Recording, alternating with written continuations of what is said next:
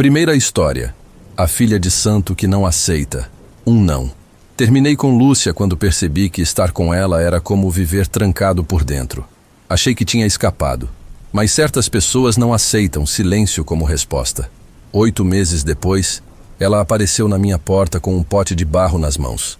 Disse que era uma vela de proteção, preparada no terreiro do pai dela.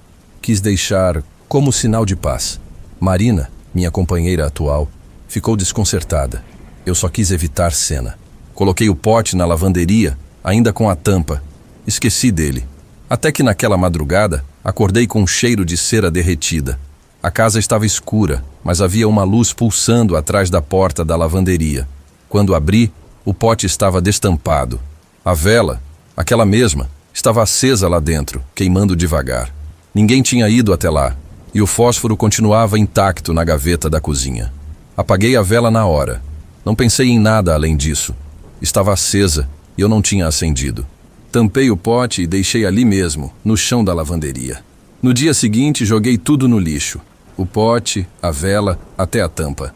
Marina perguntou o que eu estava limpando. Disse que era só coisa velha. Ela andava estranha nos últimos dias. Dormia mal. Reclamava de sonhos confusos. A casa ficou silenciosa demais. A geladeira começou a fazer um ruído agudo. O relógio da sala parou. A torneira do banheiro pingava mesmo fechada. Na terceira noite, Marina acordou no meio da madrugada. Disse que tinha sonhado com uma mulher parada ao lado da cama. Estava sorrindo. Não falou quem era. Na manhã seguinte, quando fui abrir o armário da lavanderia, senti um cheiro forte de vela queimada, mesmo sem nada ali dentro. No chão, bem no canto, havia um pequeno círculo desenhado com alguma substância escura, mal feito, como se tivesse sido riscado com o dedo. Não tinha nada no lixo. Fiquei parado olhando aquele círculo por alguns segundos. Peguei um pano molhado, esfreguei até sair e fechei o armário. Não comentei com Marina. Naquela noite, ela teve outro pesadelo. Acordou ofegante, suando, dizendo que não conseguia sair do quarto no sonho. Estava presa ali dentro e alguém andava em volta da cama, arranhando as paredes com as unhas. Na manhã seguinte, achei melhor limpar a casa toda. Tirei tudo do lugar, varri, lavei o chão com vinagre. Quando fui arrastar o sofá, encontrei um objeto que não nos pertencia. Era um pedaço de tecido vermelho, dobrado várias vezes, com um alfinete preso no centro. O pano tinha cheiro de perfume antigo e algo amargo, como enxofre. Perguntei a Marina se era dela. Nunca tinha visto aquilo antes. Guardei num saco e joguei fora longe de casa, num terreno baldio do outro lado da cidade. 2 dias depois, o tecido voltou. Estava dobrado do mesmo jeito, no mesmo lugar. Peguei o pano com um pedaço de jornal, sem tocar diretamente. Conferi a porta da sala, as janelas, tudo trancado. Marina ainda dormia. Saí de casa a pé, antes do sol nascer, e deixei o embrulho em frente a uma igreja fechada. No mesmo dia, o espelho do nosso quarto rachou. Não caiu. Só abriu uma fissura vertical, bem no meio, do topo até a base. Marina disse que tinha ouvido um estalo, mas achou que fosse no andar de cima. No dia seguinte, o pano voltou de novo. Estava dobrado em cima do travesseiro de Marina. Dessa vez, não joguei fora. Coloquei dentro de uma caixa de sapato e escondi no porta-malas do carro. À noite, fiquei acordado. Marina dormia, mas se mexia o tempo todo. Fiquei olhando o quarto escurecer aos poucos, escutando cada barulho da casa como se estivesse vindo de dentro das paredes. Por volta das 3 da manhã, ouvi um estalo vindo da varanda. Levantei devagar e fui até lá. O chão estava limpo, tudo no lugar. Mas quando voltei para o quarto, havia cinzas espalhadas aos pés da cama. E o travesseiro de Marina estava molhado, de cera. No dia seguinte, Marina acordou com dor de cabeça e náusea. Disse que sonhou com Lúcia. Não se lembrava de detalhes, só do rosto dela, parado, sorrindo. Eu não perguntei nada. Fui até o carro e abri o porta-malas. A caixa com o pano ainda estava lá, fechada. Mas quando abri, o tecido tinha mudado. Estava queimado nas bordas. O alfinete, enferrujado. E no centro do pano, alguém tinha escrito algo a lápis. Só 2 palavras. Você voltou. Passei o dia fora. Voltei só no começo da noite. Marina estava sentada no chão do quarto com os olhos fixos no espelho quebrado. Disse que ouviu passos vindo do corredor enquanto tomava banho, mas que ninguém respondeu quando ela chamou. Quando foi dormir, tive a sensação de que havia outra respiração no quarto. Não um som, uma presença, como se o ar ao redor da cama tivesse mudado de peso. Acordei com o som do armário se abrindo sozinho. Levantei devagar. Quando olhei lá dentro, vi a mesma vela que Lúcia tinha me dado, intacta, com a fita branca no lugar. Deixei a vela onde estava. Fechei o armário e tranquei a porta do quarto por dentro. Não consegui dormir. Marina também não. Ficamos em silêncio até o dia clarear. Na manhã seguinte, ela pediu para visitar a mãe. Disse que precisava passar uns dias fora. Não insisti. Levei-a até o terminal. E quando voltei para casa, o espelho rachado tinha caído. Estava em pedaços no chão, mas nenhum caco estava fora do tapete. Era como se alguém tivesse recolhido e reorganizado os estilhaços com cuidado. Passei o resto da tarde sem conseguir comer. À noite preparei um chá e sentei na sala com a TV ligada no volume mínimo, só para ter algum som. Mas por volta das 2 da manhã, a TV desligou sozinha. A tela ficou preta por alguns segundos e depois voltou, mostrando uma imagem congelada. Eu e Lúcia de mãos dadas, num lugar onde eu nunca estive. Desliguei na hora. O controle estava quente. Fui até o armário do quarto. A vela tinha sumido. No lugar, havia um boneco de pano, costurado com linha vermelha. E na cintura dele, preso por um nó, um retalho azul manchado, idêntico ao tecido da minha camisa que havia desaparecido do varal naquela semana. Não toquei no boneco. Fechei o armário, sentei na beira da cama e fiquei ali até o céu clarear. Quando abri a porta do quarto, havia cinzas espalhadas no corredor. Nenhuma vela, nenhum papel. Só o cheiro de fumaça doce e algo mais ácido, enjoativo. Tomei banho, saí de casa e fui direto até o terreiro do pai de Lúcia. Nunca tinha entrado ali sozinho. O portão de madeira estava entreaberto. No fundo, vi uma senhora varrendo o chão com um feixe de galhos amarrados. Perguntei por ele e ela disse que ele estava em viagem, sem previsão de volta. Perguntei por Lúcia. Ela abaixou os olhos. Disse que a filha do pai não participava mais dos rituais coletivos. Tinha um espaço só dela, que ninguém mais podia entrar. Quando agradeci e virei de costas para sair, ela disse: "Se você pegou alguma coisa dela, devolve, nem que seja seu nome." Não respondi. Naquela noite, tentei dormir na sala, mas por volta das 3, ouvi passos no corredor, quase sem som, como se quem andasse soubesse exatamente onde o chão estala. A porta do quarto estava trancada. Mesmo assim, quando amanheceu, o boneco estava na mesa da cozinha, sentado diante de um prato vazio. Ao lado, uma vela branca parcialmente derretida. A mesma fita branca ainda amarrada na base. Naquela manhã, fui trabalhar como de costume. Tentei agir normalmente, mas não consegui me concentrar em nada. Cada barulho do escritório me fazia virar a cabeça. Comecei a ter a sensação de que alguém estava me observando de longe. Voltei para casa mais cedo. Quando entrei, percebi que a caixa de sapato onde eu tinha guardado o boneco e a vela estava aberta.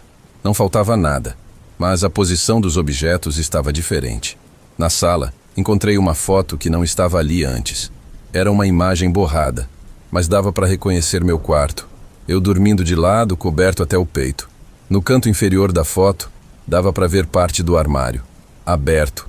No verso, meu nome, escrito em letras pequenas e contínuas, repetido várias vezes até preencher a folha. Passei o resto da noite acordado. No dia seguinte, pedi um afastamento do trabalho. Disse que precisava cuidar de um problema familiar.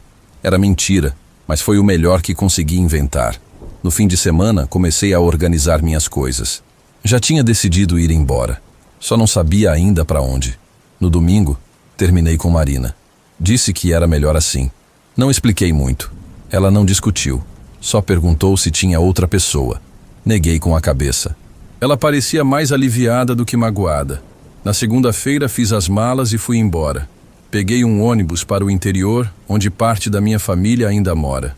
Uma cidade pequena, daquelas que ninguém pergunta nada. Disse para minha tia que precisava de uns dias de paz. Ela não insistiu. Fiquei com o quarto dos fundos, onde o sinal de celular mal pega. Não contei nada a ninguém. Nem para Marina, nem para os meus pais. Só sumi. Às vezes escuto batidas leves na janela de madrugada. Às vezes acordo com a sensação de que alguém andou mexendo na cabeceira da cama. Mas não encontro nada. Também não procuro. Evito espelhos, evito velas e não atendo mais números desconhecidos. Segunda história: a vizinha que ajudava mulheres a se vingarem. Eu devia ter uns 14 anos quando comecei a notar o quanto minha mãe confiava em Dona Sônia. Não era a única. Quase todas as mulheres da rua pareciam ter algum tipo de gratidão por ela. Diziam que ajudava com dores, com cansaço, com o que o hospital não resolvia. Algumas iam lá chorando e voltavam serenas. Outras saíam com um saquinho de pano ou um vidro pequeno embrulhado num lenço de renda. A casa dela ficava logo na esquina. Era limpa, silenciosa, com um cheiro doce que mudava de acordo com a hora do dia. De manhã, café forte com cravo. À tarde, hortelã ou boldo. À noite, sempre um toque amargo, difícil de identificar. Minha mãe ia quase todo fim de tarde. Dizia que estava passando para tomar um chá. Às vezes levava um bolo ou pão, como se fosse só visita de vizinha. Mas sempre voltava diferente. Os olhos mais baixos, a fala mais pausada. Certa vez, trouxe um bule pequeno, de esmalte verde, e deixou sobre o fogão. Disse que Sônia tinha mandado um chá especial para o meu pai. No dia seguinte, ele reclamou do gosto. Disse que parecia água de ferrugem. Mas tomou assim mesmo. Naquela noite, teve febre. Daquelas que vêm rápido e somem de madrugada, mas deixam o corpo mole e a cabeça pesada por dias. Minha mãe sempre foi discreta com as coisas dela, mas às vezes esquecia de guardar direito. Algumas semanas depois da febre do meu pai, encontrei um papel dobrado dentro da bolsa dela enquanto procurava uma aspirina. Era uma folha amarelada, com o nome completo dele escrito à mão, e uma data sublinhada logo abaixo. No canto inferior, um símbolo que eu nunca tinha visto. Algo entre uma flor e uma espiral, riscado com caneta azul. Guardei o papel de volta e não falei nada, mas comecei a prestar mais atenção nas coisas. Na forma como ela olhava para o meu pai, menos irritada, mais calculada. Na frequência das visitas à casa da vizinha, que pareciam cada vez mais longas. Foi nesse período que ele começou a tossir com frequência. Uma tosse seca, insistente, que vinha e ia como uma lembrança. Depois vieram os enjoos. O apetite caiu. Os olhos ficaram fundos, como se a luz da casa estivesse mais fraca só para ele. Levaram-no a um médico, mas não encontraram nada conclusivo. A suspeita era estafa, talvez alguma virose mais persistente. Nada que justificasse o corpo minguando tão rápido. Na terceira noite seguida em que acordou ofegante, ele pediu para dormir no sofá. Disse que o colchão estava abafado. Na manhã seguinte, minha mãe o serviu um chá escuro, com cheiro forte. Quando ele terminou, ela sorriu de um jeito que não combinava com a situação. E foi ali que comecei a ter certeza de que havia algo errado. Com o passar das semanas, comecei a perceber que minha mãe não era a única a sair da casa de Dona Sônia com olhos estranhamente tranquilos. Em certos dias, dava para ver, através da cortina leve da cozinha, 2 ou 3 mulheres sentadas à mesa com xícaras nas mãos. Sempre em silêncio, nunca conversando entre si. Parecia uma missa sem padre. O que mais me incomodava era o contraste. Enquanto dentro da casa o cheiro era doce, na rua começaram a circular histórias pesadas. Seu Valdir, o açougueiro da esquina, sofreu um derrame e ficou com o lado esquerdo do corpo inutilizado. Um senhor da rua de trás, conhecido por ser mulherengo, foi encontrado morto no galinheiro com a cabeça afundada na terra. Diziam que foi infarto, mas o caixão foi fechado antes que alguém pudesse confirmar. Essas coisas sempre acontecem em bairros antigos, mas nunca em sequência, e nunca com os mesmos padrões. Todos homens. Todos conhecidos por algum tipo de excesso ou comportamento agressivo. Todos ligados a alguma mulher que, de alguma forma, já havia tomado chá na cozinha de Dona Sônia. Minha mãe dizia que era coincidência, que Deus fazia justiça à sua maneira. Mas comecei a ter pesadelos com a casa da esquina. E certa manhã, encontrei folhas secas espalhadas no quarto dos meus pais. Eram pequenas, de bordas negras, todas viradas para baixo, como se tivessem sido deixadas assim por alguém que sabia o que estava fazendo. No 4º dia após o último episódio de febre, minha mãe preparou um chá mais espesso. O cheiro invadiu o corredor. Era forte, amargo, com um toque de cravo e algo que lembrava roupa guardada por muito tempo. Meu pai não quis. Disse que não aguentava mais aquilo. Ela insistiu. Colocou a xícara sobre a mesa e ficou olhando, imóvel. Quando ele levantou e foi embora sem tocar, ela continuou ali, sem mover um músculo, até o líquido esfriar. Aquilo não parecia mais cuidado. Parecia vigilância. Mais tarde, ao tomar banho, reparei em algo na parede do banheiro. Um símbolo desenhado com giz, perto da saboneteira. Era o mesmo que estava no papel que encontrei semanas antes. Tentei apagar com a toalha, mas ficou uma sombra esbranquiçada no azulejo. Minha mãe disse que devia ser mancha de sabão. Passei a observar melhor os objetos da casa. Encontrei sal grosso embaixo da cama deles, um pires com cascas de alho dentro do armário da cozinha e um punhado de fios de cabelo enrolado num pano vermelho no fundo da gaveta de talheres. No fim daquela semana, minha mãe trocou todos os panos de prato por tecidos escuros, bordados com palavras que não conseguia entender. E foi nesse ponto que parei de fingir que era tudo apenas coisa da minha cabeça. Naquela madrugada, acordei com o som de algo tilintando na cozinha. Não era alto, mas era constante, como se uma colher de metal batesse de leve na borda de uma xícara. Me levantei sem acender a luz e fui andando devagar até o corredor. A luz da cozinha estava acesa, filtrada pela fresta da porta. Do lado de dentro, ouvia-se uma voz baixa, não palavras, um murmúrio ritmado, sem pausas, quase uma ladainha. Me aproximei da porta devagar. Quando olhei, vi minha mãe sentada à mesa com Dona Sônia, as duas em silêncio. Nenhuma das duas parecia falar. A chaleira ainda fumegava, mas ninguém servia. Sobre a mesa, havia uma vela acesa dentro de um copo de vidro e 3 papéis dobrados ao lado da chama. A mesa estava coberta com um pano preto que eu nunca tinha visto na casa. A cena tinha algo de litúrgico, como se o tempo ali dentro corresse diferente. Quando tentei encostar a mão na maçaneta, ela estava quente, quente demais. Recuar foi instintivo. Voltei para o quarto sem fazer barulho e passei o resto da noite deitado, com os olhos abertos, esperando algum som que me dissesse que tudo tinha acabado. Na manhã seguinte, a vela ainda estava lá, apagada, e um dos papéis havia sumido. Nos dias seguintes vieram novas notícias. Um homem conhecido do bairro, o irmão de uma vizinha próxima a Sônia, havia perdido a fala. Nenhuma causa identificável. Só silêncio e olhar fixo. Outro, mais novo, foi encontrado em surto, andando nu pela rua com a pele marcada por cortes finos e repetidos no braço. Não dizia quem fez, só repetia que era merecido. As mulheres não comentavam. Quando falavam, era com frases soltas, sempre envoltas em uma tranquilidade desconcertante. Algumas, inclusive, pareciam mais leves, mais bonitas, como se tivessem descansado depois de muito tempo. Minha mãe andava diferente também, mais recolhida, mas com uma firmeza que nunca vi nela. Cozinhava em silêncio. Evitava olhar para mim.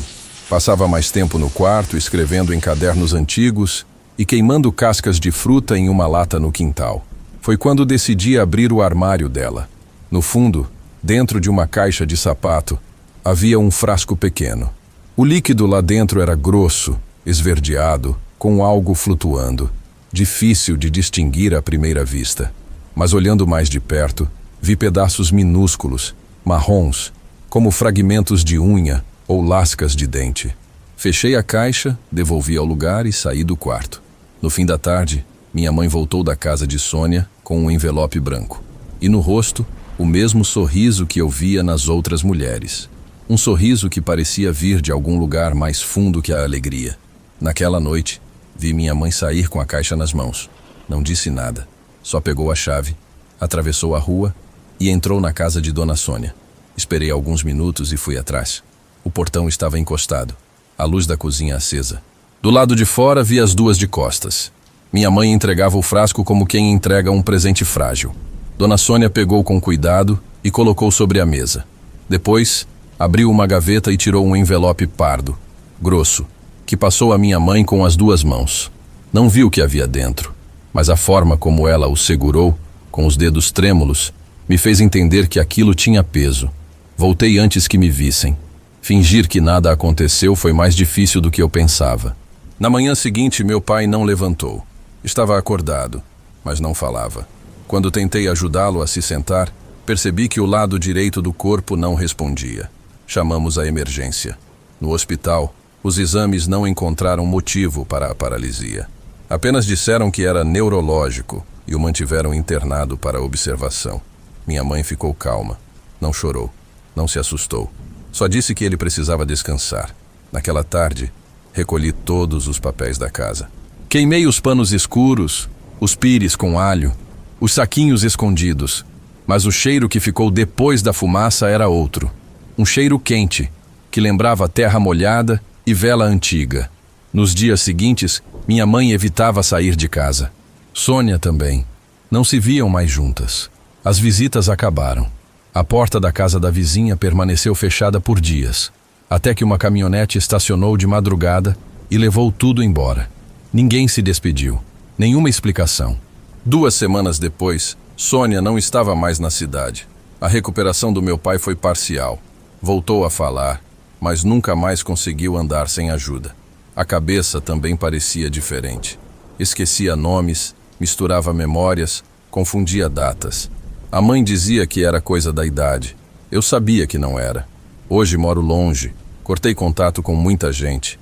Minha mãe vive com uma das minhas tias em outra cidade. Não tocamos no assunto.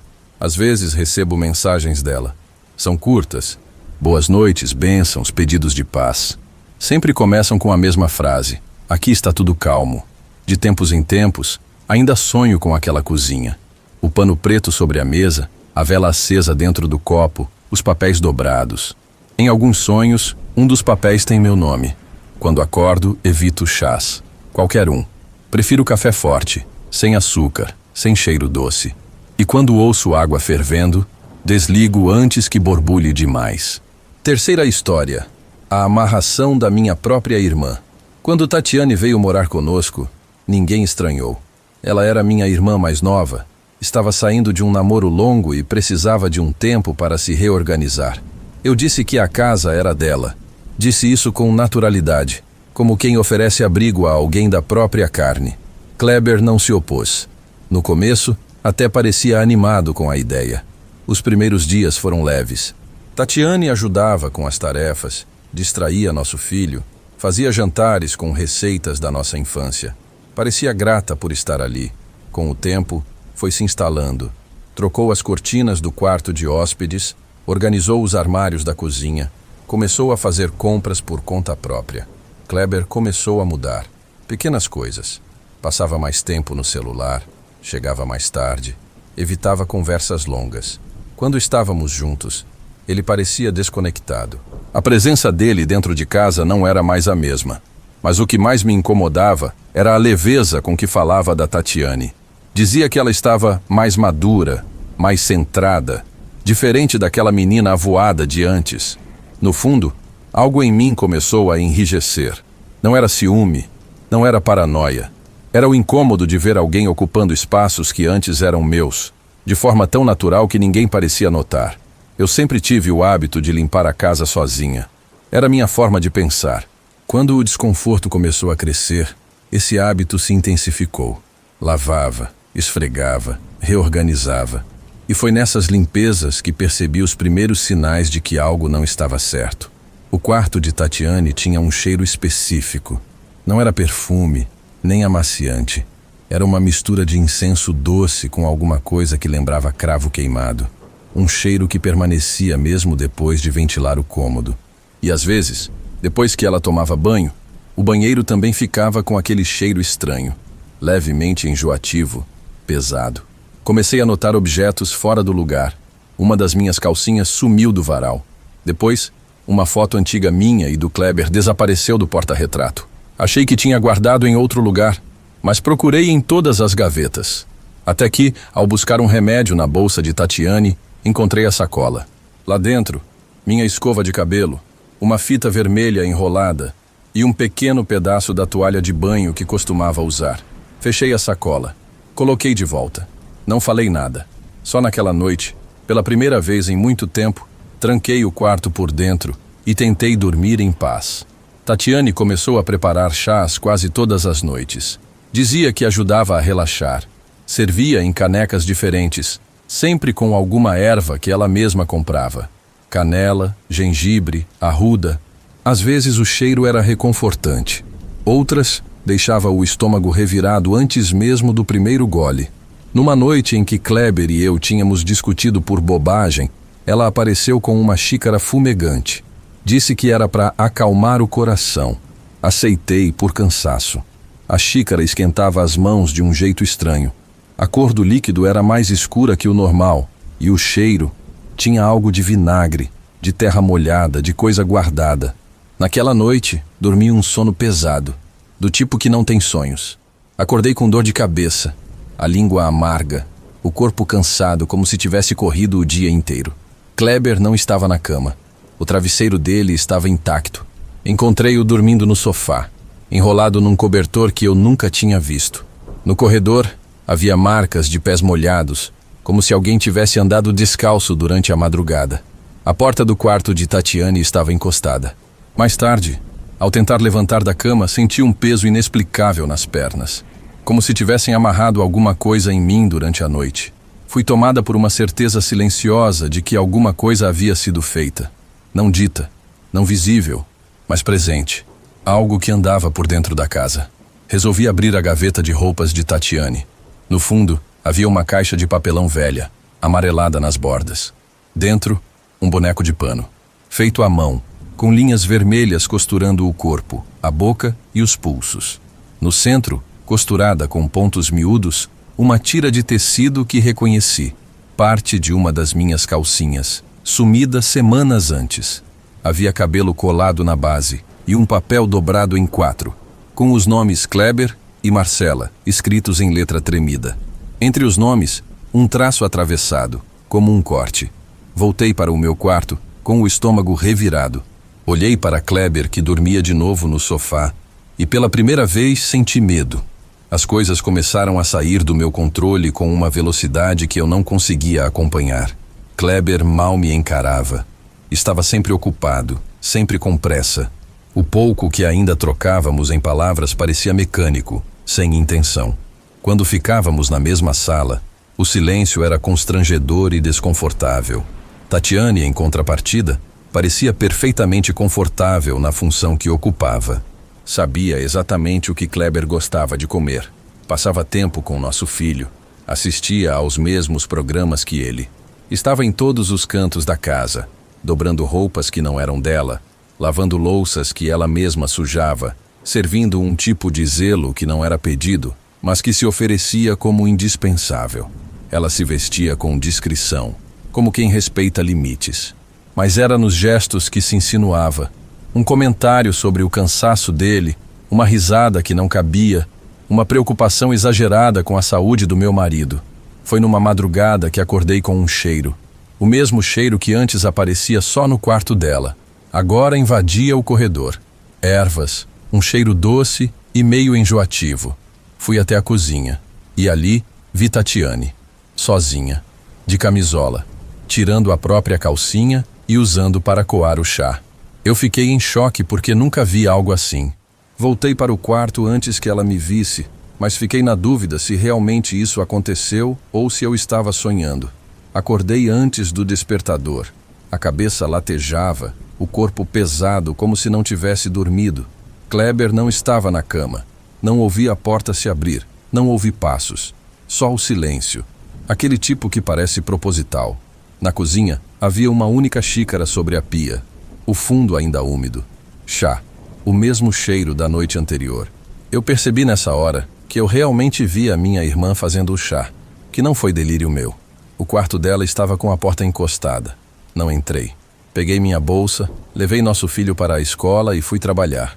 O dia passou normalmente. Quando voltei para casa, encontrei o portão entreaberto. Chamei pelo meu marido e pela minha irmã. Não tinha ninguém em casa. O quarto de Tatiane, esvaziado. Nenhum bilhete, nenhuma pista. Liguei para o celular dele. Ele atendeu na primeira tentativa. A voz estava firme, seca. Perguntei se estava tudo bem e que horas ele ia chegar. Ele disse que não podia mais viver naquela casa, que estava confuso há muito tempo, mas que agora entendia tudo.